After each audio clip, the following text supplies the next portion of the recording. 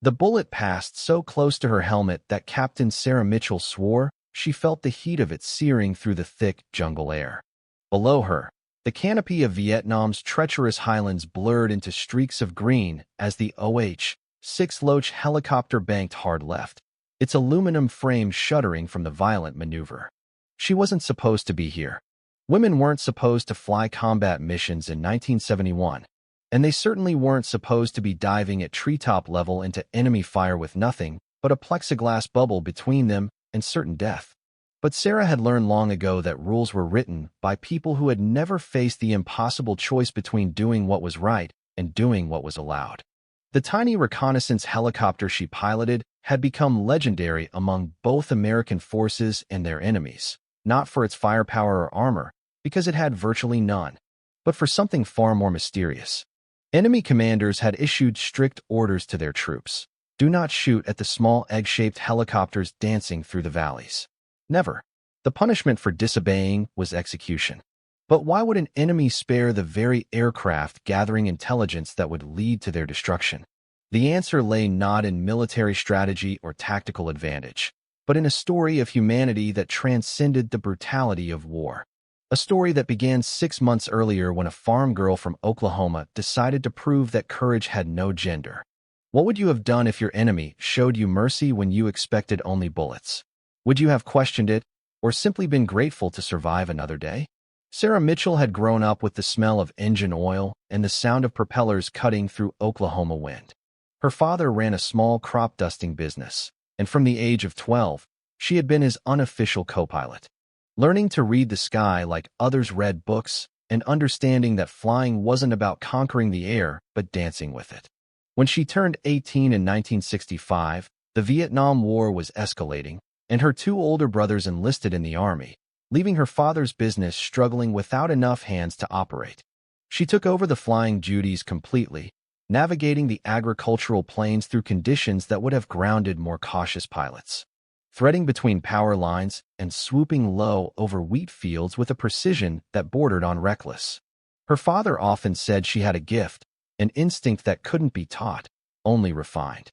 By the time she was 23, Sarah had logged more flight hours than most commercial pilots twice her age. But flying over Oklahoma farmland, no matter how challenging, felt increasingly hollow as letters from her brothers arrived describing jungles and danger and a kind of purpose she couldn't find between crop rows. Women weren't allowed in combat roles, but the Army desperately needed pilots, and through a combination of bureaucratic confusion and deliberate obscurity in her application, Sarah found herself accepted into flight training at Fort Rucker, Alabama. The instructors discovered her gender on the first day, and the debate about whether to send her home immediately consumed the entire command structure for a week. Ultimately, a progressive colonel named Robert Hayes decided that talent shouldn't be wasted on the basis of anatomy, and he became her unlikely champion. Flight school proved more difficult than anything Sarah had experienced, not because of the flying itself, but because she navigated a constant storm of resentment, doubt, and outright hostility from male counterparts who saw her presence as an insult to their profession. She learned to let her performance speak louder than any defense she could offer verbally, finishing at the top of her class in every metric that mattered. When orders came down assigning her to non-combat transport duties, Colonel Hayes pulled strings that he probably shouldn't have pulled, and Sarah found herself assigned to a reconnaissance unit in Vietnam flying the OH-6 Cayuse, nicknamed the Loach, a tiny observation helicopter that had the highest casualty rate of any aircraft in the war. The Loach was a machine that seemed designed to kill its own pilots. It was essentially a plexiglass bubble attached to an engine, with virtually no armor plating and a maximum speed that felt painfully inadequate when bullets started flying. Its mission profile required pilots to fly low and slow through hostile territory, deliberately drawing enemy fire to identify hidden positions for attack helicopters following behind. This tactic, called reconnaissance by fire, turned every flight into a game of Russian roulette played at treetop level. Sarah's first mission nearly killed her within the first 10 minutes when a rocket-propelled grenade passed close enough that she could see the Cyrillic markings stenciled on its side. Her observer, a seasoned warrant officer named Tom Reeves who had initially refused to fly with a woman, had gone silent and pale in the seat beside her. But Sarah kept the helicopter steady, marked the enemy position with smoke, and completed the reconnaissance pattern before returning to base. Tom didn't say much when they landed, but the next morning he requested permanent assignment as her observer, and that single action spoke louder than any words of acceptance could have. Over the following weeks, Sarah and Tom developed a reputation for surviving situations that had killed more experienced crews. She had an almost supernatural ability to read terrain, anticipating ambushes before they materialized, and finding routes through impossible spaces that other pilots wouldn't attempt. The Loach became an extension of her body, responding to subtle shifts in her grip on the controls like a well-trained horse responding to a gentle rider. Other pilots started watching her pre-flight routines and mission approaches, trying to decode the secret of her survival. But there was no secret beyond the thousands of hours she had spent learning to trust her instincts and the deep respect she maintained for the machine that kept her alive. What they couldn't see was the cost of that survival.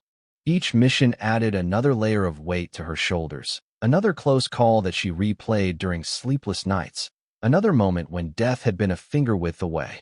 Sarah began carrying a small notebook where she sketched the faces of soldiers she saw on the ground during missions, Vietnamese villagers caught in the machinery of war, children who watched the helicopters with expressions that mixed fear and fascination.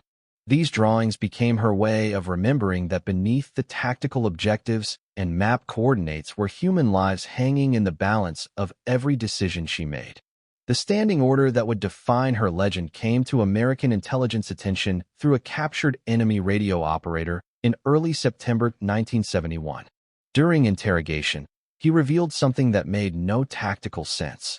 Viet Cong and North Vietnamese commanders had issued explicit instructions not to fire on the small observation helicopters with the number 73 painted on the tailboom. That was Sarah's aircraft. Intelligence officers assumed it was misinformation or a trick, perhaps designed to make certain aircraft targets more attractive. But reports kept coming in from different sources, all confirming the same impossible story. The enemy had declared one specific helicopter and its crew off limits.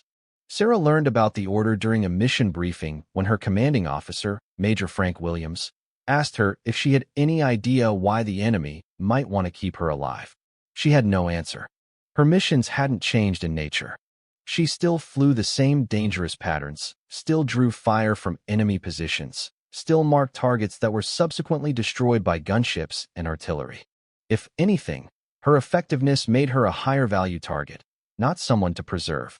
The major ordered her grounded pending investigation, worried that she might be compromised somehow, that perhaps she was feeding information to the enemy without knowing it. The accusation stung worse than any bullet could have. Sarah had sacrificed everything for her service, had proven herself in the crucible of combat again and again. And now her loyalty was being questioned because the enemy had made an inexplicable decision.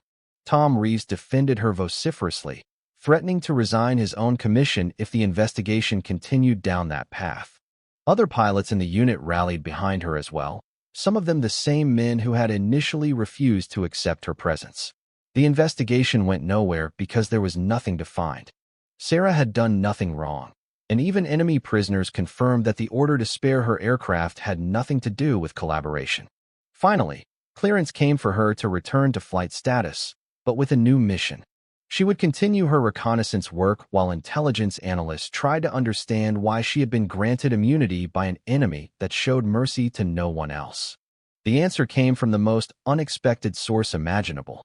During a routine medical evacuation mission that Sarah had volunteered for since she happened to be in the area, her Loach was the first aircraft to reach a village that had been caught in the crossfire between American and Viet Cong forces. The fighting had moved on, leaving behind the inevitable civilian casualties that were the true cost of war. Sarah landed in a small clearing despite the tactical risk, and she and Tom began loading wounded villagers into the tiny helicopter, making multiple trips to get them to a field hospital. On the third trip back to the village, an elderly Vietnamese woman approached the helicopter with her hands raised in a gesture of peace. Through broken French, which Sarah had studied in high school, the woman explained that Sarah had evacuated her granddaughter during a previous mission months ago. a mission Sarah barely remembered among the dozens she had flown. The granddaughter had survived and was now recovering in Saigon. The elderly woman was the matriarch of an extended family network that included a brother who was a mid-level commander in the Viet Cong. She had gotten word to him about the American woman pilot who had risked her life to save Vietnamese civilians, including a child who wasn't her responsibility and wasn't even on her assigned mission. In a war where Americans were often seen as invaders who viewed Vietnamese lives as expendable, Sarah's actions had represented something different, something that transcended the political divisions tearing the country apart. The Viet Cong commander had verified the story through his own intelligence network, confirming that the woman pilot in the small helicopter with the number 73 had made a pattern of evacuating civilians when she could have simply flown away to safety. He had issued the order to spare her aircraft as a gesture of respect for her humanity, a recognition that even in war, some individuals acted according to conscience rather than orders. The order had spread through enemy networks, enforced by commanders who saw it as a test of discipline and a reminder that the enemy were also human beings capable of honor. Sarah listened to this explanation through her imperfect French, struggling to comprehend that her survival over the past months had hinged on a single decision to save a child she didn't even remember clearly.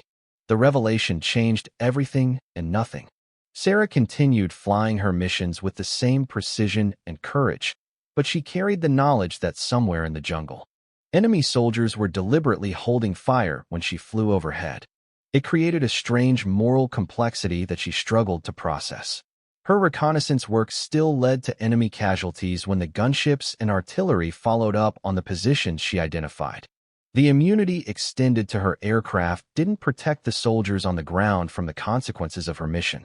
She found herself wondering about the men who followed the order not to shoot at her, whether they resented having to show mercy to someone whose intelligence work contributed to their comrades' deaths, whether they questioned the order the way she questioned so much about the war itself. She began taking even greater risks to evacuate civilians from combat zones, as if trying to earn the mercy she had been granted, to prove worthy of the humanity that her enemy had recognized in her. Tom worried that she was developing a death wish, that the psychological weight of their missions was pushing her toward recklessness disguised as compassion. But Sarah knew the difference between recklessness and calculated risk.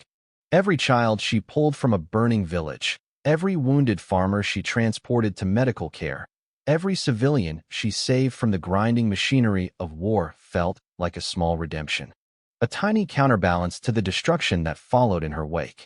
Other pilots began joining her in these unofficial evacuations, inspired by her example and perhaps seeking their own redemption.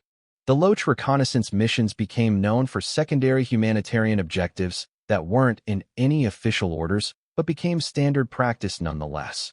Major Williams looked the other way, recognizing that morale among his pilots had improved dramatically since they started seeing themselves as protectors rather than just intelligence gatherers.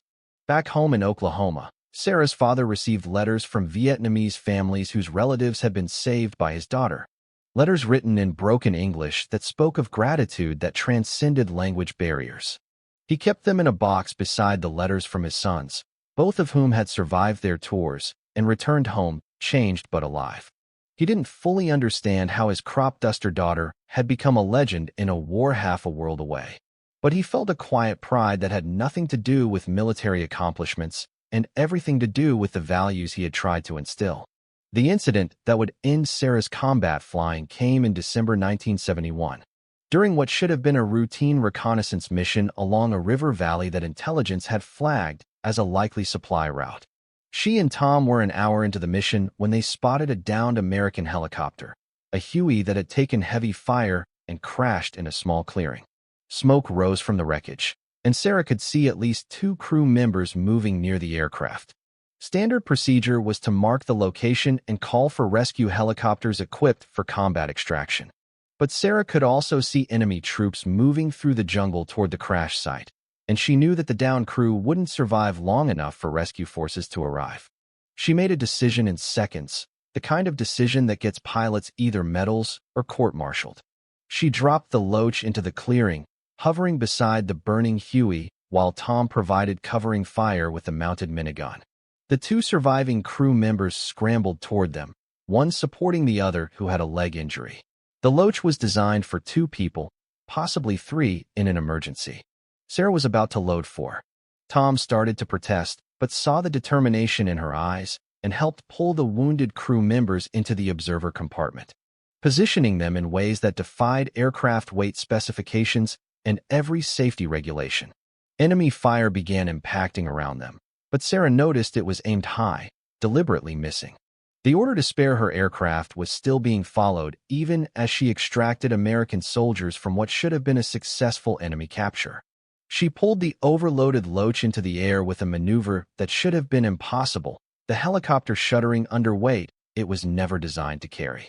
The engine screamed in protest, warning lights flashed across the instrument panel, and the airspeed indicator showed numbers far below safe flying speed. But Sarah kept the aircraft steady through sheer force of will, nursing it across 5 miles of hostile territory to the nearest American firebase. They landed hard, the skids buckling under the impact, and the engine quit immediately as if it had been holding on just long enough to deliver its passengers to safety. The rescued crew members were rushed to medical care, and Sarah sat in the damaged helicopter for several minutes, hands shaking from adrenaline, knowing that she had just flown her last combat mission because regulations could only be bent so far. The aftermath of that December mission brought consequences that Sarah had anticipated but didn't regret. She received the Distinguished Flying Cross for the rescue, the first woman to earn that decoration in Vietnam, but she also received orders reassigning her to training duties in the United States. The Army had looked the other way during her combat service, but the publicity surrounding her decoration made it impossible to continue the quiet fiction that women weren't flying combat missions. She returned home to Oklahoma in early 1972, her combat flying days over before her 26th birthday. The legend of the pilot who had been spared by enemy orders spread through military circles and eventually reached the public through a journalist who heard the story from one of the crew members she had rescued. Sarah gave few interviews, uncomfortable with the attention and aware that the story was bigger than her individual actions.